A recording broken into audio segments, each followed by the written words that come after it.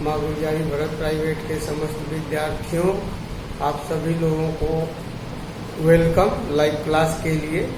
आप सभी लोगों को आज के डेट में हम कंप्यूटर से जो होता है कि महत्वपूर्ण जो होता है टर्म्स को और उनके हिस्ट्री के बारे में थोड़ा प्रकाश डालने का प्रयास करेंगे।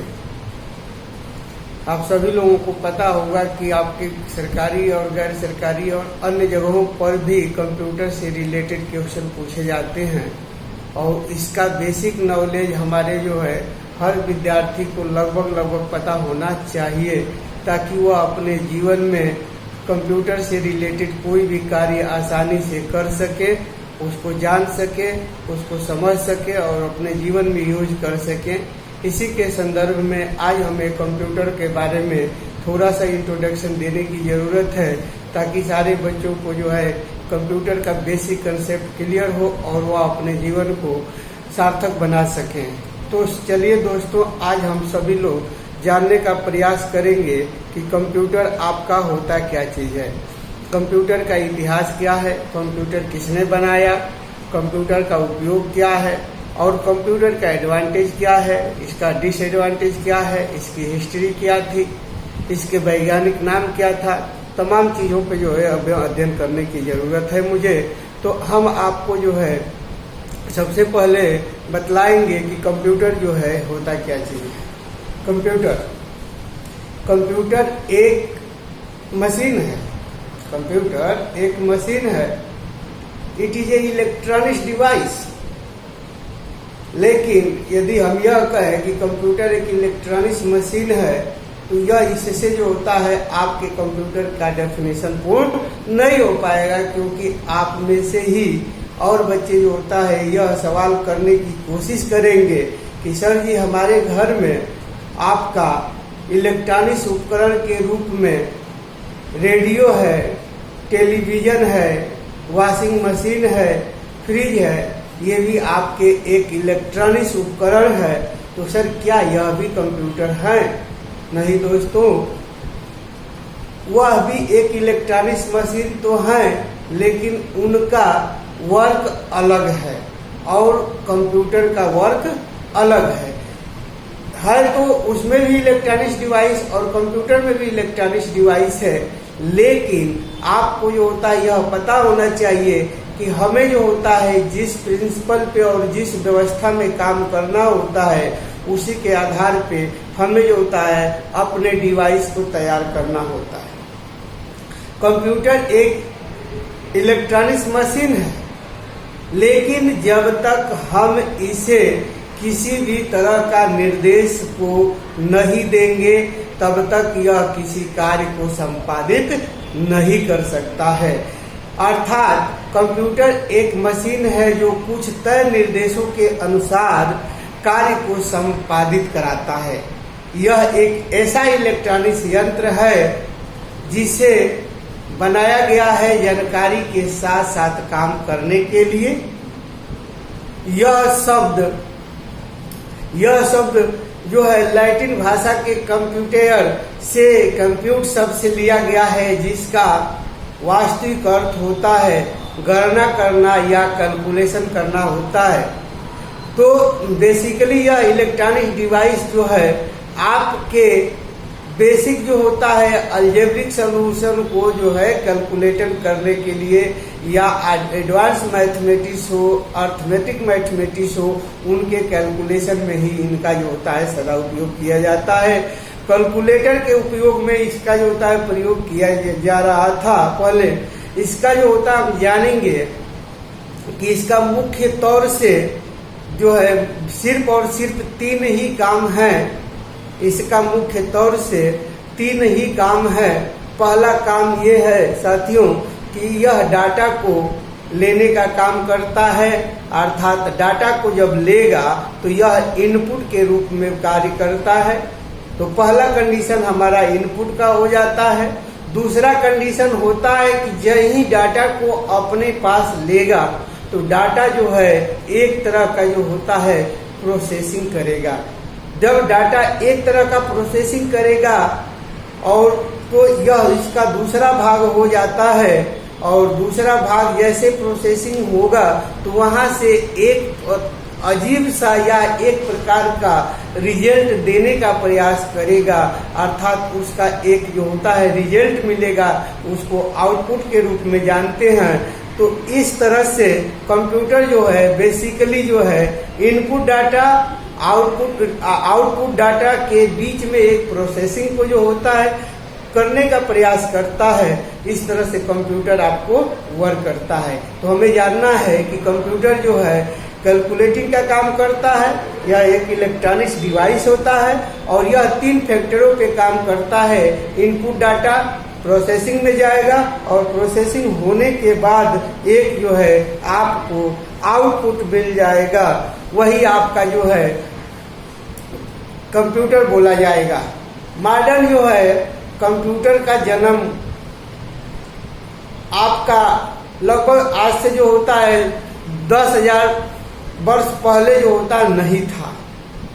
लगभग अगर हम जो होता है 1900 जो होता है लगभग 19वीं शताब्दी की बात किया जाए तो मॉडर्न कंप्यूटर का जो है जनक 1887 के आसपास में चार्ल्स बेबेज नाम का एक साइंटिस्ट था। उन्होंने जो है सबसे पहले एक मैकेनिकल कंप्यूटर को डिजाइन किया। वह कमरे से भी बड़ा आकार का, बड़े साइज का हुआ करता था। मैकेनिकल कंप्यूटर को डिजाइन किया था जिसे एनालिटिकल इंजन के रूप में एक तरह का वह इंजन बनाया था। समझ लीजिए कि वह एक तरह का इंजन बनाया था जिसे एनालिटिकल इंजन के नाम से भी जो है हम जानते हैं। इसमें होता क्या था कि यह पंच कार्ड की मदद से, ये आपका पंच कार्ड की मदद से डाटा को जो है इंसर्ट करने की व्यवस्था रखता था। यानी कि जो चार्ल्स बेबेज साहब एक कंप्यूटर जो मैकेनिकल कंप्यूटर बनाए, वह एक तरह का इंजन का काम करता था जिसको हम एनालिटिकल इंजन के नाम से जानते थे। और वह जो होता है पंच कार्ड की मदद से डाटा को इंसर्ट करने का काम भी करता था। कंप्यूटर को हम एक ऐसा एडवांस इलेक्ट्रॉनिक्स डिवाइस कह सकते हैं, कंप्यूटर को हम एक ऐसा इलेक्ट्रॉनिक्स डिवाइस कह सकते हैं जो रॉ डाटा को इनपुट के तौर में यूजर से लेता है। यानी कि यूजर से रॉ डाटा को पहले बेकार डाटा को लेता है, फिर उस डाटा को प्रोग्राम में तब्दील कर देता है, सेट ऑफ इंस्ट्रक्शन की वैल्यू देता है और इसके बाद से उस प्रोग्राम के द्वारा जो है प्रोसेसेस करता है और आखिरी वक्त में परिणाम को आउटपुट के रूप में प्रकाशित कर देता है। यह व्यवस्था जो होता है न्यूमेरिकल और नॉन न्यूमेरिकल, यह व्यवस्था न्यूमेरिकल और नॉन न्यूमेरिकल यानी कि अर्थमेटिक लॉजिक के तरफ और कैलकुलेशन के तरह जो होता है एक प्रोसेस करता है। इसके आधार पे यह जो है कंप्यूटर जो होता है वर्क करना शुरू कर देता है। बेसिकली आप जो होता है जानते होंगे कि कंप्यूटर का फुल फॉर्म भी जो होता है बेसिकली इजी होता है समझने के लिए। इनके जो शब्द हैं, इन शब्दों के आधार पे भी हम जो है कंप्यूटर को आसानी से समझ सकते हैं।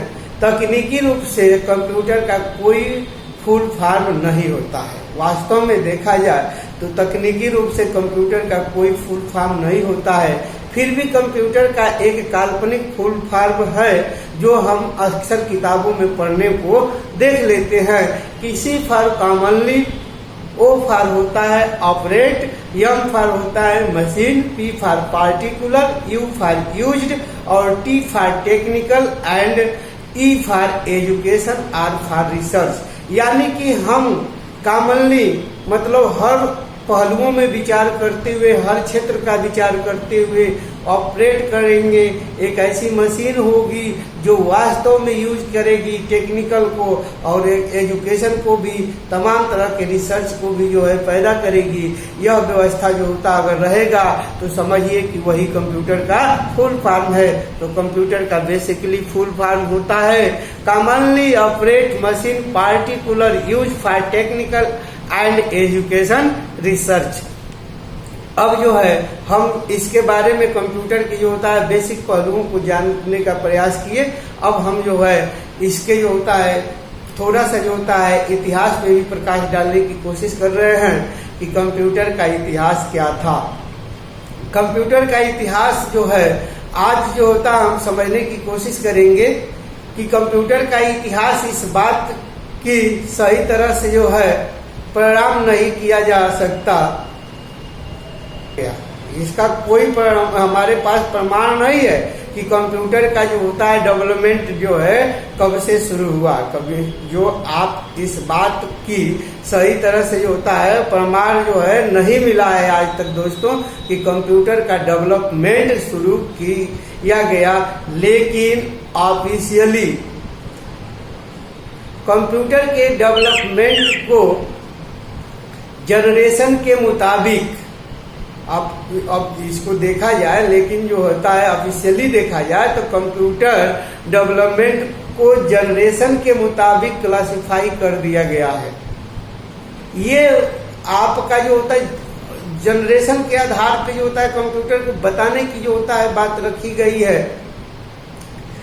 तो साधारणतः जो होता है हमें जो होता है इनके जो होता है मुख्य तौर से 5 हिस्सों में बांटे गए हैं। कंप्यूटर को जनरलाइजेशन जो है जनरली जो होता है जनरेशन के आधार पे इसको 5 भागों में बांटा गया है जो अलग अलग पहलुओं पे कार्य किया है। उन पहलुओं के आधार पे, उस डिवाइस के आधार पे, उस इक्विपमेंट के आधार पे हम जो होता है इनके इतिहास को जानने की कोशिश करेंगे। तो इसमें जो है जनरेशन के मुताबिक 5 जनरेशन बने। अब इस जनरेशन के आधार पे कंप्यूटर का पहला जो जनरेशन है उसके बारे में जो होता है समझने की कोशिश करते हैं। कंप्यूटर की पहली पीढ़ी क्या थी? कंप्यूटर की पहली पीढ़ी 1940 से लेकर 1956 का जो समय है, लगभग 1940 से लेकर 1956 का जो समय है, इस समय जो है कंप्यूटर का पहला जनरेशन जो होता है माना गया है। इस जनरेशन में जो कंप्यूटर बना करते थे वह जो है इस वैक्यूम ट्यूब के आधार पे बनते थे। ये आपका जो होता है फिगर में दिखाई दे रहा होगा, आपका ये फिगर में जैसे आप देख रहे हैं फिगर के मुताबिक यह जो है आपका जो होता है वैक्यूम ट्यूब है। इस वैक्यूम ट्यूब के आधार पे, वैक्यूम ट्यूब के ही आधार पे हमारा पहले कंप्यूटर कार्य करता था। इसी के जरिए सर्किट का निर्माण किया जाता था। मैग्नेटिक ड्रम को जो है लिया जाता था, मेमोरी के रूप में इस्तेमाल किया जाता था। ये साइज में काफी बड़े बड़े हुआ करते थे। इनको चलाने में काफी शक्ति का इस्तेमाल होता था।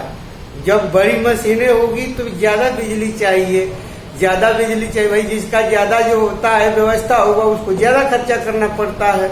ज्यादा लंबा परिवार होगा तो ज्यादा जो होता है खर्चा होगा। इसी तरह से यह जब मशीन बनी थी तो यह कमरे से भी बड़े साइज की थी, और जब कमरे से बड़े साइज की थी तो इसको चलाने के लिए पावर भी चाहिए, बिजली भी चाहिए, तो काफी शक्ति इस्तेमाल होता था। सीधा सीधा जानिए। इसके बाद ज्यादा जो है बड़ा होने के कारण इसमें जो होता है हीटिंग कंडीशन, हीट होने की भी व्यवस्था बहुत ज्यादा थी। बहुत तेजी से हीट हो जाता था, कार्य तो करता था लेकिन यह जो होता है क्या करता था, यह हीट भी हो जाता था, जिससे ये कई बार मलफंक्शन भी होता था, यानी रुक भी जाता था, और इससे जो होता है कार्य करने में दिक्कत भी आती थी। और इस तरह से इसमें जो होता है एक तरह का क्या है कि लैंग्वेज काम किया गया, जिसको हम मशीनी लैंग्वेज का इस्तेमाल बोला जाता है। तो वैक्यूम ट्यूब इसमें याद कर लीजिए कि 1940 से 56 का जो समय है यह पहला पीढ़ी है जिसमें वैक्यूम ट्यूब का इस्तेमाल किया गया है। साइज में बड़ा होता है, इस जल्दी हीट हो जाता था, और इसको मशीनी लैंग्वेज का भी नाम दिया जाता है। तो यह मशीनी लैंग्वेज पे भी कार्य को करता था। अब चलेंगे हम लोग दूसरे जो होता है जनरेशन पे। सेकेंड जनरेशन जो है आपका क्या कहता है, इसको समझने की कोशिश करेंगे। 1956 से लेकर 1963 के बीच में कंप्यूटर जनक के जितने भी साइंटिस्ट थे, यह साइंटिस्ट जो है अपना जो होता है इस पे रिसर्च करना नहीं छोड़े। साथियों, सेकेंड जनरेशन का जो कंप्यूटर की जो समय था 1963 तक के बीच का जो समय था, वही आपका जो होता है सेकेंड जनरेशन था। और इस जनरेशन में जो है ट्रांजिस्टर का प्रयोग किया गया है। सेकेंड पीढ़ी के जो जनरेशन है, इस जनरेशन में ट्रांजिस्टर का प्रयोग किया गया है। और यह ट्रांजिस्टर आपको जो होता है दिखाई भी दे रहा होगा, ट्रांजिस्टर कुछ इस तरह के होते हैं। तो सेकेंड जनरेशन के कंप्यूटर में ट्रांजिस्टर जो है प्रयोग किया जाता था, यानी कि वैक्यूम ट्यूब जो शक्ति का प्रयोग ज्यादा बिजली लेता था, उसी को जो होता है देखते हुए यहाँ पे क्या किया गया कि हमें जो होता है कि कम बिजली ले, इसके लिए ट्रांजिस्टर का प्रयोग किया गया। यानी वैक्यूम ट्यूब को हटा के बाहर कर दिया गया, किनारे कर दिया गया, और उसके जगह पे इस जो होता है ट्रांजिस्टर को जो होता है लाके रख दिया गया। अब जो होता है ट्रांजिस्टर को लाके रखा गया, लगा दिया गया। तो अब जो है बहुत ही कम जगह में यह जो होता है ट्रांजिस्टर लगने से बहुत ही कम जगह में कार्य होने लगा। और पहले के जो कंप्यूटर थे उनसे यह काफी छोटा भी हो गया, बहुत तेजी से काम करने लगा, सस्ता भी हो गया, और ज्यादा जो होता है एनर्जी को भी जो होता है इफिशिएंट करने लगा। इसके आधार पे पहले जनरेशन की तुलना में कम हीटिंग जो होता है कि प्रक्रिया इस जो होता है सेकेंड जनरेशन में होने लगी। तो इस तरह से हमारे पास जो है यह जो होता है मशीनी लैंग्वेज पर काम न करते हुए यह हाई लेवल प्रोग्रामिंग लैंग्वेज पे काम करना शुरू कर दिया। जैसे आपका जो होता है हाई लेवल प्रोग्रामिंग लैंग्वेज उस समय का कंप्यूटर की तीसरी पीढ़ी 1964 से लेकर 1971 के बीच का जो समय है, यह आपका जो होता है तीसरी पीढ़ी के जनरेशन में आता है। और इस जो होता है तीसरी पीढ़ी में हम इंटीग्रेटेड सर्किट अर्थात आईसी का प्रयोग करते हैं। आईसी का फुल फॉर्म होता है इंटीग्रेटेड सर्किट। हम जो है तीसरे जनरेशन में हम आईसी का यानी कि इंटीग्रेटेड सर्किट का प्रयोग करते हैं। और इस सर्किट के आ जाने से, जैसे कि आप देख रहे होंगे सर्किट का, ये आपकी सर्किट है, ये आपका जो होता है सर्किट दिखाई दे रहा होगा, ये सर्किट है। इस सर्किट को आ जाने से वैक्यूम ट्यूब और ट्रांजिस्टर दोनों का काम स्वाहा हो गया। और यह जो होता है क्या हुआ कि इंटीग्रेटेड सर्किट जो है आने से जो होता है कंप्यूटर की स्पीड हाई हो गई, ज्यादा वर्किंग प्रिंसिपल मिलने लगे, ऑपरेटिंग सिस्टम का जन्म हो गया। और यहाँ से जो है आपका जो होता है कंप्यूटर का जो होता है स्पीड भी बढ़ गई, बिजली भी कम लगने लगा, और इससे जो होता है हमारा लेवल भी जो होता है बढ़ना शुरू हो गया। तो हम जो होता है सीधा सीधा जानेंगे कि तीसरे जो होता है जनरेशन में आईसी यानी इंटीग्रेटेड सर्किट का प्रयोग करते हैं, जो कि सिलिकॉन चिप के अंदर जो है यह जो होता है ट्रांजिस्टर को छोटे छोटे कर सिलिकॉन चिप के अंदर डाला जाता है, जिसमें सेमीकंडक्टर कहा जाता है। इससे यह फायदा हुआ कि कंप्यूटर की प्रोसेसिंग की क्षमता जो है काफी हद तक बढ़ गई। और पहली बार इस जनरेशन के कंप्यूटर को ज्यादा जो है क्या हुआ कि ऑपरेटिंग सिस्टम को इस्तेमाल करने में मदद मिला। और इसके जरिए इसका जो होता है लॉन्चिंग जो है मार्केट में बहुत तगड़ा हुआ, और यह बहुत लोग यूज करना शुरू कर दिए। चलते हैं हम चौथी पीढ़ी के जो होता है कंप्यूटर के बारे में। अब ये हमारा फोर्थ जनरेशन कंप्यूटर क्या बोलता है समझिए। 1971 से लेकर 1985 का जो समय था, यही समय आपका जो होता है कंप्यूटर की चौथी पीढ़ी का जो होता है समय बोला गया है साथियों। तो इसमें जो होता है देखिए चौथा जो पीढ़ी है, इसमें 1971 से लेकर 1985 के बीच का समय है। और इस समय जो है हमारा जो है माइक्रो प्रोसेसर जो होता है जन्म ले चुका था। लार्ज स्केल इंटीग्रेटेड सर्किट से भी बेहतर वर्क परफॉर्मेंस देने वाला हमारे पास जो होता है बन चुका था, जो माइक्रो प्रोसेसर के रूप में जो होता है काम करने लगा। और यह कंप्यूटर का बैकबोन भी साबित हो गया।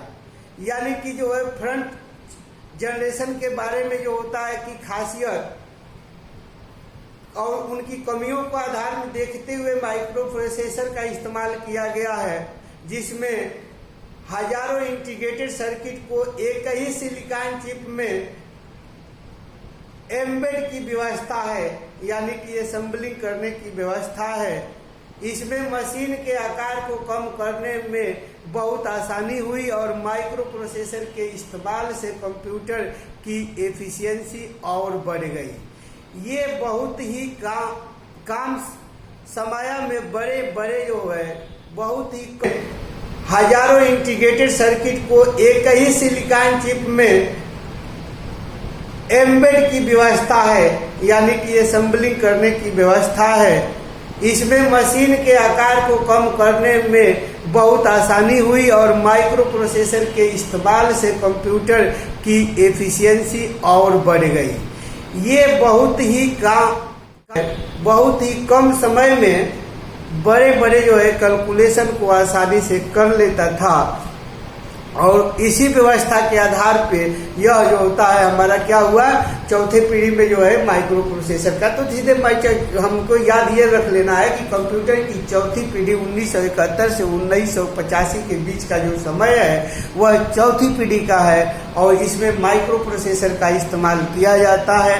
और यह माइक्रो प्रोसेसर जो है इनकी बेहतर वर्क परफॉर्मेंस देने वाला हमारे पास जो होता है बन चुका था, जो माइक्रो प्रोसेसर के रूप में जो होता है काम करने लगा और यह कंप्यूटर का बैकबोन भी साबित हो गया। यानी कि जो है फ्रंट जनरेशन के बारे में जो होता है कि खासियत और उनकी कमियों को आधार में देखते हुए माइक्रो प्रोसेसर का इस्तेमाल किया गया है, जिसमें हजारों इंटीग्रेटेड सर्किट को एक ही सिलिकॉन चिप में एम्बेड की व्यवस्था है, यानी कि असेंबलिंग करने की व्यवस्था है। इसमें मशीन के आकार को कम करने में बहुत आसानी हुई और माइक्रो प्रोसेसर के इस्तेमाल से कंप्यूटर की एफिशिएंसी और बढ़ गई। ये बहुत ही काम समय में बड़े बड़े जो है बहुत ही कम समय में बड़े बड़े जो है कैलकुलेशन को आसानी से कर लेता था और इसी व्यवस्था के आधार पे यह जो होता है हमारा क्या हुआ, चौथे पीढ़ी में जो है माइक्रो प्रोसेसर का। ये रख लेना है कि कंप्यूटर की चौथी पीढ़ी 1971 से 1985 के बीच का जो समय है वह चौथी पीढ़ी का है और इसमें माइक्रो प्रोसेसर का इस्तेमाल किया जाता है। और यह माइक्रो प्रोसेसर जो है इंटीग्रेटेड सर्किट यानी सिलिकॉन चिप से जो बने होते हैं, जो एम्बेड की व्यवस्था रखते हैं। इस माइक्रो प्रोसेसर को इस्तेमाल करने से हमारी स्पीड और कंप्यूटर की एफिशिएंसी बहुत बढ़ जाती है। सीधे हमको याद ये रख लेना है कि कंप्यूटर की चौथी पीढ़ी 1971 से 1985 के बीच का जो समय है वह चौथी पीढ़ी का है और इसमें माइक्रो प्रोसेसर का इस्तेमाल किया जाता है। और यह माइक्रो प्रोसेसर जो है इंटीग्रेटेड सर्किट यानी सिलिकॉन चिप से जो बने होते हैं, जो एम्बेड की व्यवस्था रखते हैं। इस माइक्रो प्रोसेसर को इस्तेमाल करने से हमारी स्पीड और कंप्यूटर की एफिशिएंसी बहुत बढ़ जाती है, जिससे बड़े से बड़े कैलकुलेशन को कम समय में आसानी से किया जा सकता था। चलते हैं हम पांचवी पीढ़ी के जो होता है जनरेशन के बारे में। कंप्यूटर की पांचवी पीढ़ी अब तक का जो समय है यह कंप्यूटर की तो देखिए कंप्यूटर की पांचवी पीढ़ी 1985 से लेकर अब तक का जो समय है यही आपका कंप्यूटर की पांचवी पीढ़ी है। और इस पीढ़ी में आर्टिफिशियल इंटेलिजेंट का प्रयोग किया गया, यानी लार्ज स्केल इंटीग्रेटेड सर्किट जो है जन्म ले लिया। और इससे जो होता है हमें जो होता है रोबोटिक्स जो होता है विधि से हम क्या करते हैं, इस जनरेशन में कंप्यूटर की जो होता है व्यवस्था को आगे बढ़ाए हैं। तो इसमें बड़े बड़े जो है बहुत ही कम समय में बड़े बड़े जो है कैलकुलेशन को आसानी से कर लेता था और इसी व्यवस्था के आधार पे यह जो होता है हमारा क्या हुआ, चौथे पीढ़ी में जो है माइक्रो प्रोसेसर का तो सीधे होता है काम करने लगा और यह कंप्यूटर का बैकबोन भी साबित हो गया। यानी कि जो है फ्रंट जनरेशन के बारे में जो होता है कि खासियत और उनकी कमियों को आधार में देखते हुए माइक्रो प्रोसेसर का इस्तेमाल किया गया है, जिसमें हजारों इंटीग्रेटेड सर्किट को एक ही सिलिकॉन चिप में एम्बेड की व्यवस्था है, यानी कि असेंबलिंग करने की व्यवस्था है। इसमें मशीन के आकार को कम करने में बहुत आसानी हुई और माइक्रो प्रोसेसर के इस्तेमाल से कंप्यूटर की एफिशिएंसी और बढ़ गई। ये बहुत ही कम समय में बड़े जो है बहुत ही कम समय में बड़े जो है कैलकुलेशन को आसानी से कर लेता था। और इसी व्यवस्था के आधार पे यह जो होता है हमारा क्या हुआ, चौथे पीढ़ी में जो है माइक्रो प्रोसेसर का। तो सीधे हमको याद ये रख लेना है कि कंप्यूटर की चौथी पीढ़ी 1971 से 1985 के बीच का जो समय है वह चौथी पीढ़ी का है और इसमें माइक्रो प्रोसेसर का इस्तेमाल किया जाता है।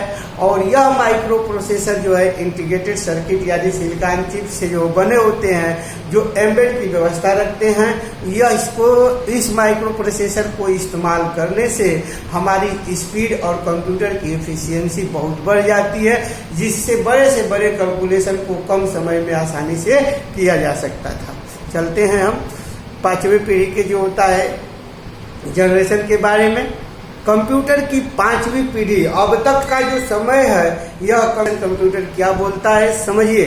1971 से लेकर 1985 का जो समय था, यही समय आपका जो होता है कंप्यूटर की चौथी पीढ़ी का जो होता है समय बोला गया है साथियों। तो इसमें जो होता है देखिए चौथा जो पीढ़ी है इसमें 1971 से लेकर 1985 के बीच का समय है। और इस समय जो है हमारा जो है माइक्रो प्रोसेसर जो होता है जन्म ले चुका था। लार्ज स्केल इंटीग्रेटेड सर्किट से भी बेहतर वर्क परफॉर्मेंस देने वाला हमारे पास जो होता है बन चुका था, जो माइक्रो प्रोसेसर के रूप में जो होता है काम करने लगा और यह कंप्यूटर का बैकबोन भी साबित हो गया। यानी कि जो है फ्रंट जनरेशन के बारे में जो होता है कि खासियत और उनकी कमियों को आधार में देखते हुए माइक्रो प्रोसेसर का इस्तेमाल किया गया है, जिसमें हजारों इंटीग्रेटेड सर्किट को एक ही सिलिकॉन चिप में एम्बेड की व्यवस्था है, यानी कि असेंबलिंग करने की व्यवस्था है। इसमें मशीन के आकार को कम करने में बहुत आसानी हुई और माइक्रो प्रोसेसर के इस्तेमाल से कंप्यूटर की एफिशिएंसी और बढ़ गई। ये बहुत ही कम समय में बड़े जो है बहुत ही कम समय में बड़े जो है कैलकुलेशन को आसानी से कर लेता था। और इसी व्यवस्था के आधार पे यह जो होता है हमारा क्या हुआ, चौथे पीढ़ी में जो है माइक्रो प्रोसेसर का। तो सीधे हमको याद ये रख लेना है कि कंप्यूटर की चौथी पीढ़ी 1971 से 1985 के बीच का जो समय है वह चौथी पीढ़ी का है और इसमें माइक्रो प्रोसेसर का इस्तेमाल किया जाता है। और यह माइक्रो प्रोसेसर जो है इंटीग्रेटेड सर्किट यानी सिलिकॉन चिप से जो बने होते हैं, जो एम्बेड की व्यवस्था रखते हैं। इस माइक्रो प्रोसेसर को इस्तेमाल करने से हमारी स्पीड और कंप्यूटर की एफिशिएंसी बहुत बढ़ जाती है, जिससे बड़े कैलकुलेशन को कम समय में आसानी से किया जा सकता था। चलते हैं हम पांचवी पीढ़ी के जो होता है जनरेशन के बारे में।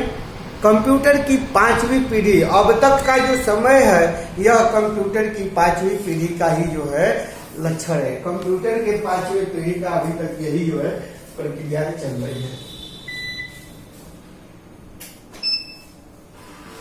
और लोगों की जिंदगी कितनी प्रभावित करता है ये प्लेटफॉर्म, आपको भी पता है, मुझे भी पता है। तो चलिए वहां पर मिलने के लिए आप मुझसे जुड़ जाइए आरजे। तो देखिए कंप्यूटर की पांचवी पीढ़ी 1985 से लेकर अब तक का जो समय है यही आपका कंप्यूटर की पांचवी पीढ़ी है। और इस पीढ़ी में आर्टिफिशियल इंटेलिजेंट का प्रयोग किया गया, यानी लार्ज स्केल इंटीग्रेटेड सर्किट जो है जन्म ले लिया। और इससे जो होता है हमें जो होता है रोबोटिक्स जो होता है विधि से हम क्या करते हैं इस जनरेशन में कंप्यूटर की जो होता है व्यवस्था को आगे बढ़ाए हैं। तो इसमें पांचवें जो होता है जनरेशन, आज के दौर का जनरेशन ही पांचवें जनरेशन बोला गया है, जहां की आर्टिफिशियल इंटेलिजेंस ने अपना दबदबा कायम कर लिया है। अब नई नई टेक्नोलॉजी जैसे स्पीच, पैरेलल प्रोसेसिंग, कैलकुलेशन जैसे कई एडवांस तकनीकी इस्तेमाल में आने लगे हैं। ये एक ऐसा जनरेशन है जहाँ की कंप्यूटर के आर्टिफिशियल इंटेलिजेंट होने के कारण स्वयं डिजाइनिंग लेने की क्षमता आ चुकी है। धीरे धीरे इसके सारे काम ऑटोमेटिक हो गए हैं और यह ऑटोमेटिक जैसे रोबोटिक्स व्यवस्था, हम काम कम करना चाहते हैं, धीरे धीरे जो होता है हम अधिक से अधिक हम टाइप नहीं करते हैं, बोलने से ही टाइप हो जाए, ऐसी व्यवस्था हम चाहते हैं। हमें जो होता है माउस न चलाना पड़े, मैं आँख से ही मैं जो सोचूं उसके हिसाब से जो होता है हमारा माउस चलने लगे। मैं कोई भी चीज ना बोलूं, वह अपना जो होता है लैंग्वेज, जिस लैंग्वेज में चाहे उस लैंग्वेज में जो होता है टाइप हो जाए। मैं हिंदी बोल रहा हूँ इंग्लिश में टाइप हो जाए, इंग्लिश बोल रहा हूँ हिंदी में टाइप हो जाए। इस तरह की जो होता है प्रोसेसिंग की व्यवस्था जो होता है इस आर्टिफिशियल इंटेलिजेंट के पास आई। और इस तरह से देख रहे हैं कि आज के समय में कंप्यूटर का जो होता है एडवांटेज इतना बन गया है कि हम एक एक से जो होता है ऐसे ऐसे एप्लीकेशन तैयार हो गए हैं कि हम किसी भी चीज को आसानी से समझ लेते हैं और उस जो होता है सफलता को प्राप्त करने में हमारा कंप्यूटर बहुत उपयोगी भी हो जा रहा है।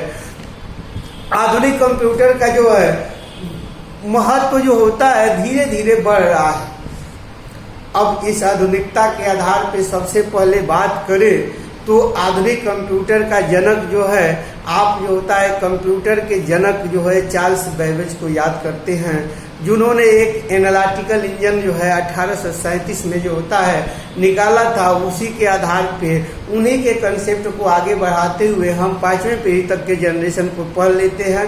पांचों पीढ़ी के जनरेशन का जो होता है कहानी आपको पता हो गई। प्रथम जनरेशन में हमने जो है वैक्यूम ट्यूब का प्रयोग किया था, द्वितीय जनरेशन में हम ट्रांजिस्टर का प्रयोग किया था, तृतीय जनरेशन में हमने जो होता है इंटीग्रेटेड सर्किट का प्रयोग किया था, चौथे जनरेशन में हमने माइक्रो प्रोसेसर का प्रयोग किया था, पांचवें जनरेशन में हमने जो है आपका आर्टिफिशियल इंटेलिजेंट का जो होता है एआई का जो होता है प्रयोग किया था। और इसके हिसाब से जो है हम कंप्यूटर को आगे बढ़ते हुए देख रहे हैं और कंप्यूटर में जो होता है हम आसानी से वर्क को कर भी ले रहे हैं। इसके आधार पे आप समझेंगे कि किसी भी मॉडर्न डिजिटल कंप्यूटर के कई कंपोनेंट हैं, लेकिन उनमें से कुछ बहुत ही महत्वपूर्ण है। Input device, output device, CPU, mass storage device और मेमोरी बहुत ही इम्पॉर्टेंट है। पूरे कंप्यूटर का फेनामेना इन्हीं के पास है। तो अब अगले जो होता है क्लास में इस तरह के जो होता है तमाम जो होता है और वीडियो डालेंगे। जनरेशन के बाद कंप्यूटर में जो होता है बेसिकली किस तरह से कार्य हुआ है, इनको कैसे भागों में बांटा गया है, हार्डवेयर का क्या मतलब है, सॉफ्टवेयर का क्या मतलब है, नेटवर्किंग का क्या मतलब है, इनके भी बारे में अलग अलग जो है हम लोग जो होता है सीखने का प्रयास करेंगे। इसके आगे का जो होता है नेक्स्ट जो होता है वीडियो जो होता है आप लोगों को फिर बताई जाएगी कि आपका जो होता है कंप्यूटर का कंपोनेंट क्या है, उनका वर्क क्या है, इनके बारे में जो सीखने की प्रयास किया जाएगा। आप सभी लोग जो होता है इसको ईमानदारी से जो होता है अपना 5-10 मिनट का समय निकाल के देखिए, उसको समझने का प्रयास करिए। कोई समस्या हो कमेंट बॉक्स में जरूर डालिए और इसको जो होता है आप सब्सक्राइब करने की कोशिश करिए ताकि आपको इस तरह का वीडियो हम जब भी बनाएं वह वीडियो आपको जो होता है आसानी से मिल सके, ताकि आपको जो होता है समय समय से ज्ञान की जो होता है पूर्ति हो सके। इसी के साथ हम अपने जो होता है कंप्यूटर की यह क्लास को क्लोज करता हूँ। जय हिंद, जय भारत।